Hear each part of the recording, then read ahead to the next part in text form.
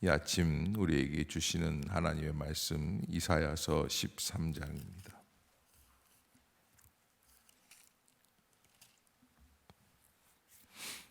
한 절씩 교독하겠습니다. 아모스의 아들 이사야가 바벨론에 대하여 받은 경고라.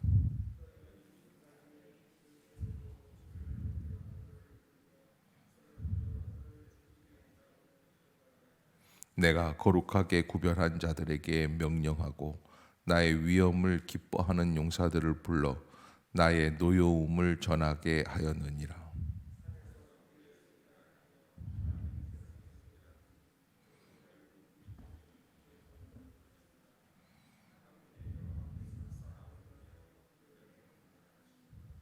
무리가 먼 나라에서 하늘 끝에서 왔으며 곧 여호와와 그의 진노의 병기라.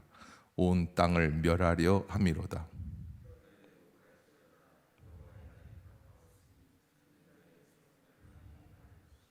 그러므로 모든 손에 힘이 풀리고 각 사람의 마음이 녹을 것이라.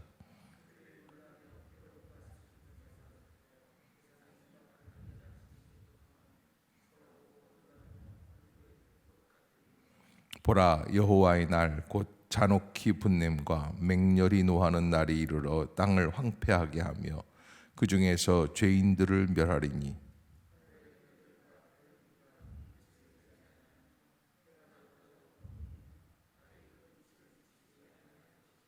내가 세상의 악과 악인의 죄를 벌하며 교만한 자의 오만을 끊으며 강포한 자의 거만을 낮출 것이며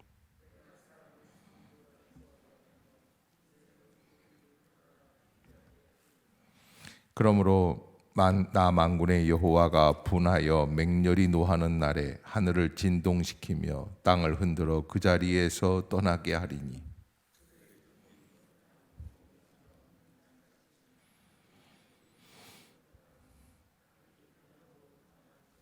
만나는 자마다 창에 찔리겠고 잡히는 자마다 칼에 엎드러지겠고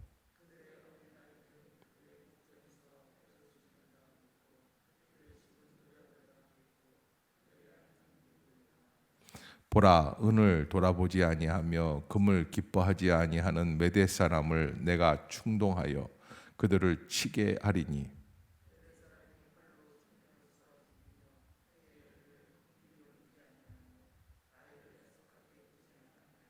열국의 왕 영광이요 갈대아 사람의 자랑하는 누리개가 된 바벨론이 하나님께 멸망당한 소돔과 고모라 같이 되리니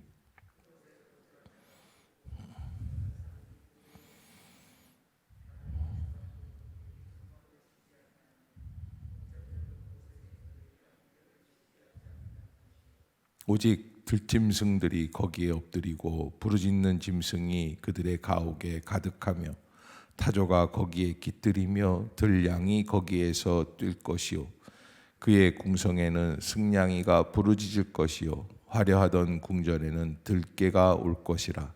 그의 때가 가까우며 그의 날이 오래지 아니하리라. 아멘.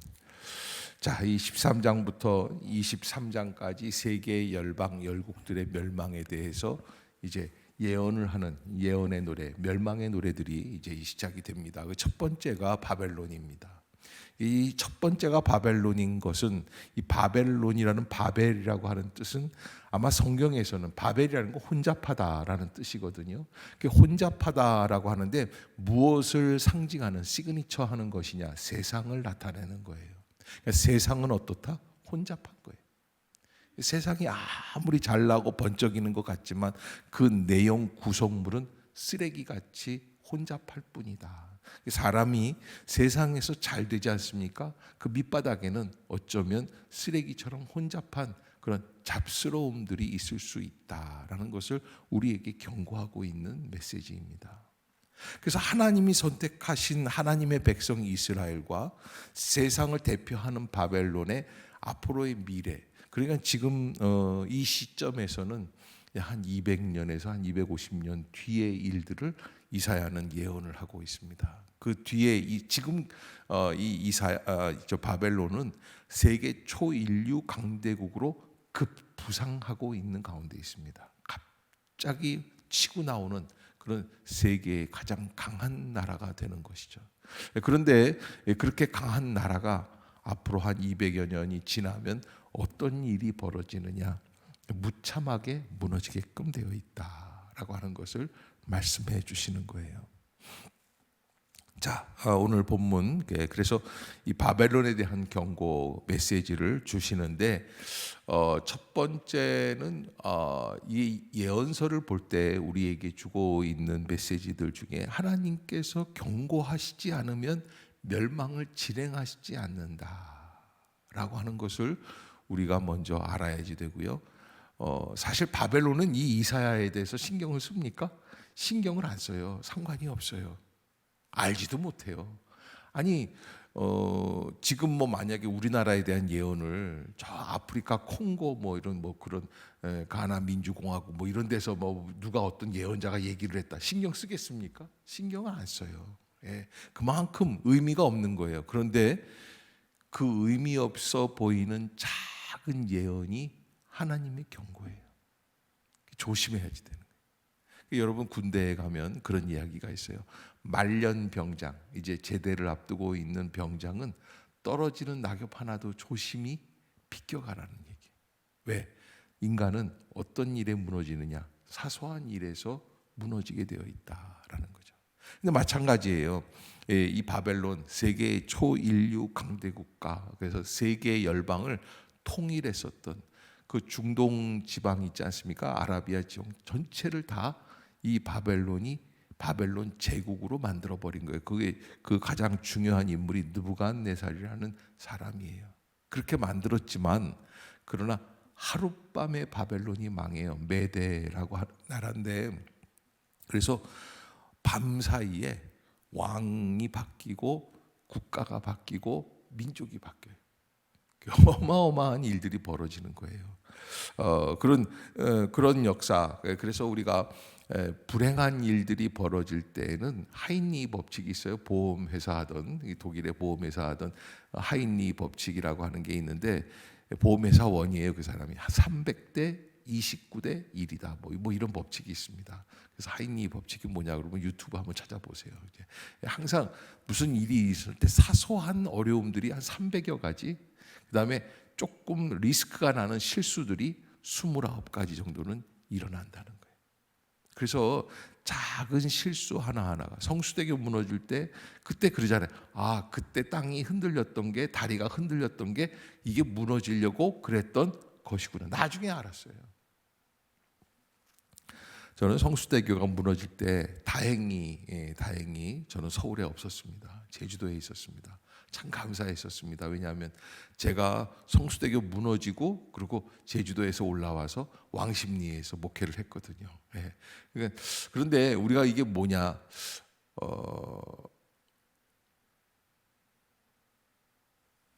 그 증세를 가지고 다음번 실수로 연장되지 아니하도록. 성수대교가 2번 무너지면 그건 진짜 창피한 거죠. 한 번은 무너질 수 있어요. 아니, 한 번도 무너져서는 안 되지만 한 번 무너졌다고 칩시다. 그러나 2번째는 일어나지 말아야지 된다. 예, 이거 그다음에 삼풍백화점도 마찬가지예요. 삼풍백화점 그 무너지고 나니까는 많은 사람들이 그때 무슨 뭐 오래전부터 뭐 상가에 뭐 식당 어디 기둥 밑에 뭐 금이 가기 시작했다. 여러분, 다 끝나고 나면 사람들이 하는 얘기가 있지 않습니까? 그런데 제국도 마찬가지예요. 그래서 이 제국이 무너지는 그 현상들이, 하나님은 이런 일들이 일어날 것이다 라고 하는 경고의 메시지를 주고 계시는데, 그렇게 그 무너지는 중에 가장 비근하게 나오는 그런 증세들이 있습니다. 누구나 그거는 무너지게끔 되어 있는 아주 이 공통적인 커먼 센스예요. 그게 뭐냐면 11절부터 보면은 하나님께서는 이렇게 말씀하신다는 거예요. 11절, 12절 시작. 내가 세상의 악과 악인의 죄를 벌하며 교만한 자의 오만을 끊으며 강포한 자의 거만을 낮출 것이며, 내가 사람을 순금보다 희소하게 하며 인생을 오빌의 금보다 저는요, 우리가 지금 살고 있는 세계에서 한 100년 안에 사라질 나라들을 꼽으라 그러면은 미국과 중국을 꼽아요. 왜? 제가 그렇게 기도하고 있거든요. 근데 왜 그러느냐? 교만해요. 자기가 세계의 경찰 국가라는 거예요. 자기가 전 세계를 다 통합을 해야 된다. 중국이나 미국이 똑같아요. 하는 짓들이. 교만해요. 그런데 역사적으로 봤을 때 교만한 덩어리는 어떻게 하게끔 돼 있다? 무너지게끔 되어 있어요. 신앙생활도 마찬가지고 교회 안에서의 교회 생활도 마찬가지입니다. 누군가 내가 이 교회에서 모든 패권을 잡았다고 생각하시면 그분은 얼마 안 돼서 교회를 떠날 뿐이라는 걸 꼭 잊지 마세요. 여러분 교회 생활을 한번 오래 해보시고, 저는요 이런 게 제가 지금 이제 뭐 서울 영락교회, 그 다음에 제주 영락교회, 부산에 있는 동래중앙교회, 또 서울 무학교회 이렇게 쭉 거쳐서 한 4-5교회 거쳐서 또 작은 교회들이 또 이제 파타임 할 때 있었습니다. 그런 교회들을 이렇게 거쳐서 이렇게 왔는데 그게 뭐 한 최소 작은 교회가 한 2,500명 그 정도 됐었거든요. 근데 그런 교회들 중에서 이렇게 보면은 그 한 4-5교회 중에서 할아버지가 원로 장로님이고 아버지가 장로고 그리고 아들이 또 장로로 되는 거는 딱 한 건 봤어요. 없어요. 3대를 이어서 장로가 되는 집이 없어요. 그 큰 교회들이 수천 명이 있는데, 그런 그만큼 대를 이어서 교회에서 메인으로 주력으로 봉사하는 게 쉽다 어렵다? 어려워요. 수없이 많은 공격을 받게 돼 있어요. 사람은 한 10년, 20년 그 교회를 잘 섬기다 보면 어떤 일들이 벌어지냐면 자연스럽게 내가 이 교회의 대장이다라는 생각을 은연중에 하게끔 돼 있어요. 누구든지 다 그래요. 근데 그러다 보면 순식간에 나중에 보면 사라져 버려요. 그래서 여러분 우리가 신앙생활 할 때 패권을 잡는 듯이 세상의 권력을 잡듯이 그런 식으로 신앙을 해서는 안 된다. 예수 그리스도께서 마가복음 10장 45절에 뭐라고 그러십니까? 인자가 온 곳은 섬김을 받으려 함이 아니라 오히려 섬기려 하고 자기 목숨을 많은 사람들의 대속물로 주기 위함이라고 말씀해 주시는 십자가의 정신을 주시는 이유가 있는 거예요. 그랬더니 영원한 꺼지지 않는 영원히 빛나는 별이 되었다라는 거예요. 여러분 거기에 하나님께서 주신 십자가의 은혜가 있죠. 그래서 하나님께서는 세상의 악과 악인의 죄를 벌하시는데 그 중에서 가장 악한 자의 첫 번째 가장 악한 자가 뭐예요? 사람을 10명, 20명 죽인 연쇄살인범이 아니라는 거예요. 교만한 자. 이렇게. 교만한 자의 오만을 끊겠다는 거예요. 여러분 교만이 뭡니까? 가장 교만한 게 뭘까요? 자기가 다 알고 있는 듯, 자기가 다 손에 잡고 있는 듯 생각하는 거예요. 그게 오만이에요. 그게 교만이에요. 그러니까 우리가 하나님 앞에서 가장 중요하게 생각하고 해야지 될 게 뭐냐? 하나님 나는 아무것도 알 수 없습니다. 그 모습이 하나님 앞에서는 가장 중요한 선의 모습이다. 그러면서 이제 교만하면 사람은 어떻게 하게끔 돼 있냐면 그 11절에 보면 후반부에 강포한 자의 거만, 강포한다는 거예요. 폭력이 있어요. 휘둘른다는 거예요. 그런 그 사람들은 왜 그러느냐?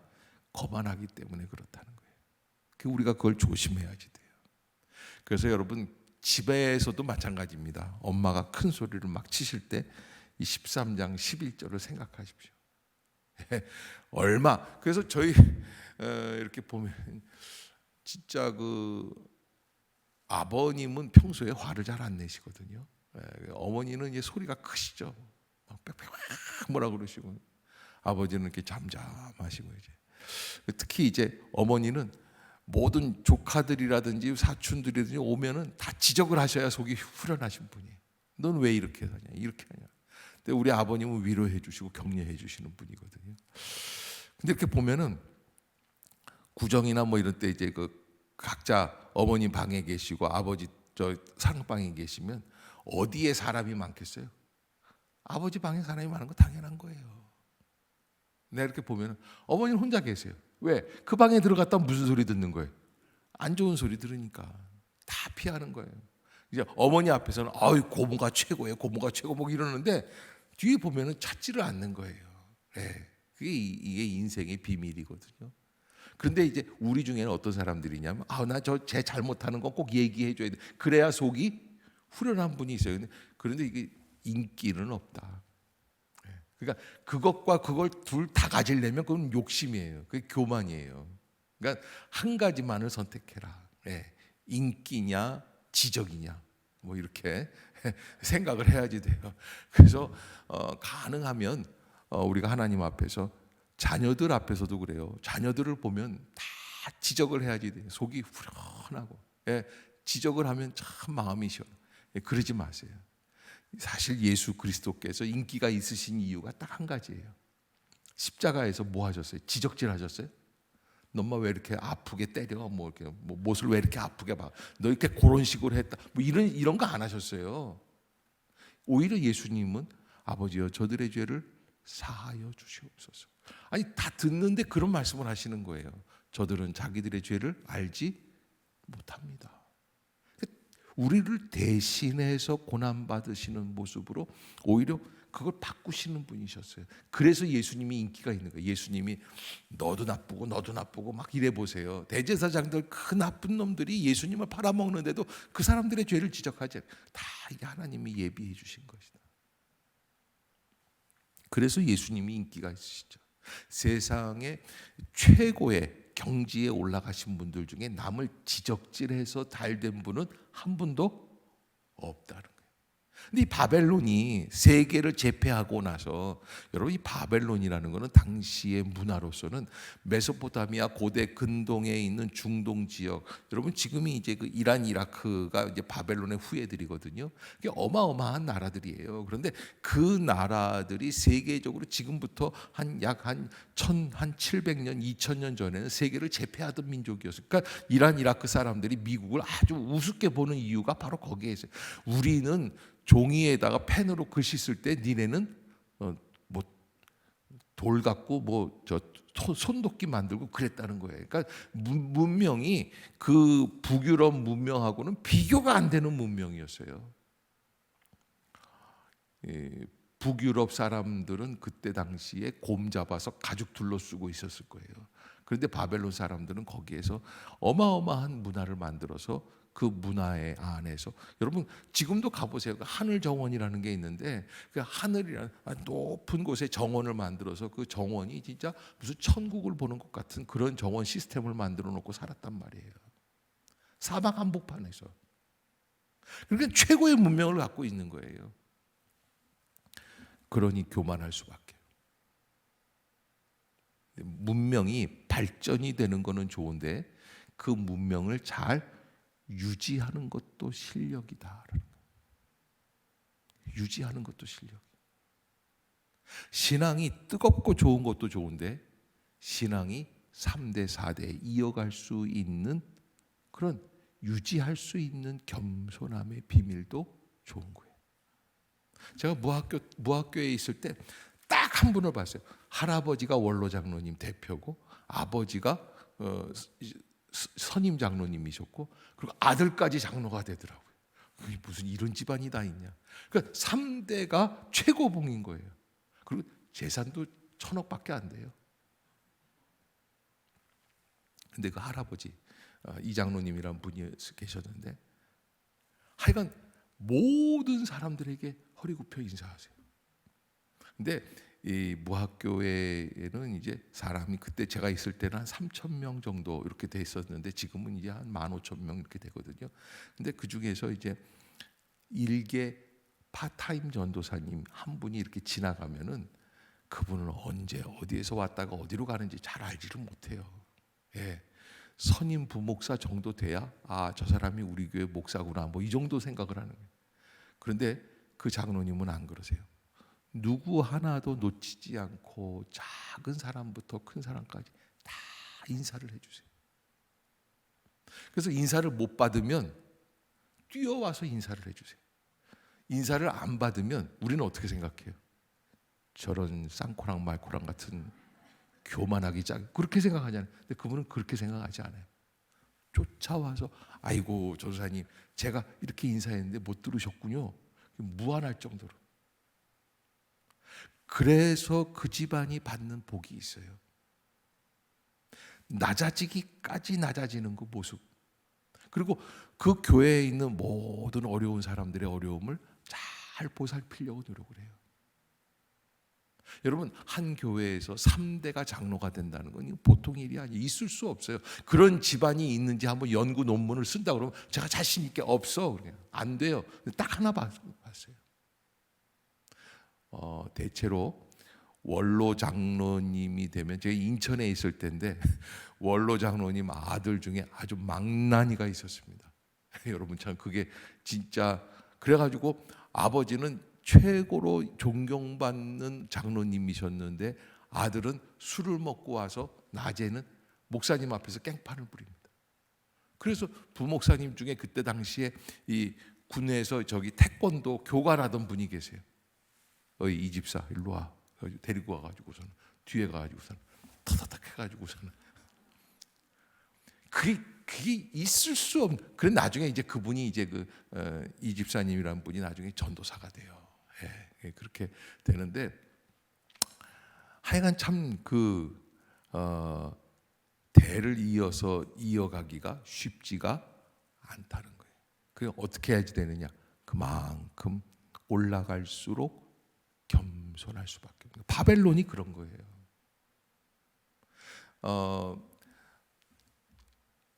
예루살렘 성전을 지을 때 이 솔로몬 왕이 성전 앞에다가 큰 기둥을, 저희 교회도 성전 안에 기둥이 이렇게 2개가 있지 않습니까? 이 2 기둥이 저 옥상서부터 지하 2층까지 계속 이어져요. 이게 전체 우리 교회의 프레임 중에 가장 중요한 기둥이에요.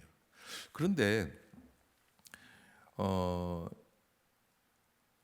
솔로몬은 성전 밖에다가 이런 어마어마한 장정이 몇 사람이 이렇게 둘러야 될 그런 기둥을 하나 세워놔요.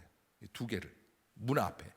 그래서 하나는 야긴과 하나는 보아스라는 그런 명칭을 세워가지고 그렇게 딱 세웠어요. 그러니까 예루살렘 사람들은 예루살렘 성전을 볼 때마다 그게 큰 영광이에요. 야 봐라, 우리 최고의 왕 솔로몬이 세운 성전의 맨 앞에 하나님의 영광을 위해서 성전의 기둥이 2개가 딱 버티고 있다. 그렇게 생각을 했었어요. 근데 586년 기원전 바벨론이 쳐들어와서 멸망하고 바벨론 포로로 끌려갔는데 글쎄 바벨론 수도를 가봤는데 바벨론에 바룩이라고 하는 신이 있어요. 바벨론 신이에요. 그런데 이 바벨론 신전을 가봤는데 그 예루살렘 성전 앞에 있던 그런 큰 기둥보다 몇 배 더 큰 기둥이 수백 개가 꽂혀 있는 거예요. 무슨 얘기하는지 모르시겠어요? 규모가 예루살렘 성전의 몇백 배가 되는 거예요. 이해가 안 가는 거예요. 어마어마한 규모. 그게 바벨론이에요. 그 인간의 그 사치와 향락과 권력으로서는 여러분 이집트의 피라미드도 한번 가보십시오. 아니 지금부터 4,000년 전에 어떻게 이런 건물을 세울 수 있지 인간이? 그런 수수께 그 오죽하면 사람들은 누가 세웠다고 그래요? 외계인이 와서 세웠다고 그러는 거예요. 그게 왜? 답이 안 나오니까. 그런 권력이지만 지금 이집트 가보면 세계 최밑바닥입니다. 예. 카이로 수도에서 사람들 다 어줍지 않게 살아요. 그러니까 여러분 4,000년 전에 그 선조들이 그렇게 피라미드를 만들면 뭐 하겠어요? 지금은 뭐예요? 경주 신라의 1000년의 수도지만 지금 가보면 뭐예요? 저는 경주를 좋아합니다. 뭐 이경주, 김경주 그런 게 아니라 경주 도시를 좋아하는 거예요. 왜 좋아하냐면 여름에 가면 아주 한산해요. 조용해요. 그렇게 깨끗한 도시가 그렇게 조용할 수가 없어요. 사람이 없어. 그래서 피서하기가 좋아요. 무슨 얘기 하시는지 잘 모르시는 거예요. 과거의 영광에 취해 있으면 사람은 멸망하게끔 된다.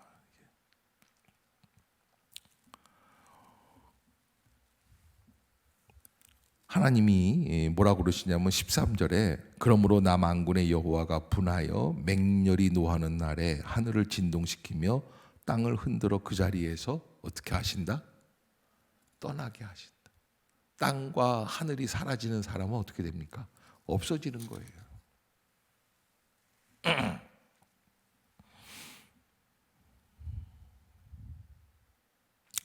그러면 어떤 사람들이 와서 바벨론 자리를 채우느냐? 17절 시작. 보라, 은을 돌아보지 아니하며 금을 기뻐하지 아니하는 메대 사람을 내가 충동하여 그들을 치게 하리니 메대 사람이 활로 청년을 쏘아 죽이며 태의 열매를 긍휼히 여기지 아니하며 아이를 애석하게 보지 아니하리라. 아멘. 누가 온다는 거예요? 바벨론을 죽일 사람이 준비되어 있어요. 그런데 참 재밌는 거는요, 이렇게 반짝였던 메대는 영원한 국가냐? 아니요. 잠깐 있다가 사라져요. 그리고 페르시아가 와요. 그러니까 메대는 왜 있는 거예요? 바벨론을 쓰러뜨리기 위해 있는 것뿐이에요. 그리고 하나님이 다른 세상을 이어가시겠다. 자, 이사야 선지자가 지금부터 3,000년 전에 깨달은 게 하나 있는데, 그게 뭐냐면 당시 사람들은 바벨론이 섬기는 신이 있고 아수르가 섬기는 신이 있고 예루살렘에서 섬기는 신이 있고 각각의 신들이 다 있다고 그래요. 그래서 각자가 어느 패권을 잡을 때 그 신이 이긴 거라고 얘기를 해요. 근데 이사야는 그게 아니에요. 이사야는 그 모든 나라들을 집권하시고 인도해 주시는 하나님의 섭리가 있을 뿐이다라는 게 이사야의 결론이에요. 그래서 강대국도 멸망할 수밖에 없다. 세상이 아무리 번영을 해도 그 세상은 바벨론 제국의 영광만도 못한 것이다. 그렇게 이 인간의 영광은 사라집니다. 그래서 19절에 이렇게 얘기합니다. 시작.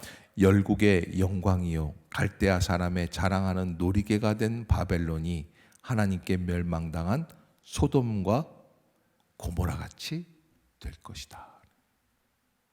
밑바닥으로 떨어진다는 거예요. 그게 이사야의 결론입니다. 지금 이 바벨론은 아직 피지도 못한 꽃입니다. 그러나 이 꽃이 크게 필 것입니다. 세계 모든 사람들 앞에서 어마어마한 꽃들이 될 거예요. 그러나 이사야는 그 꽃이 피기 전에 이미 꽃이 질 때를 보고 있는 그런 마음으로 우리들에게 예언해 주고 있다. 그 이유는 어디에 있습니까? 하나님의 법칙을 말씀하시기 위해서다. 그러면 여러분, 우리가 이런 모습을 통해서 뭘 깨달아야 될까요? 우리는 조금 번영한다고 잘난 체 했던 바벨론처럼 살지 말아야지 되겠다. 하나님께서는 첫 시작을 보면서 마지막 끝도 보고 계신다. 조심해야지 된다.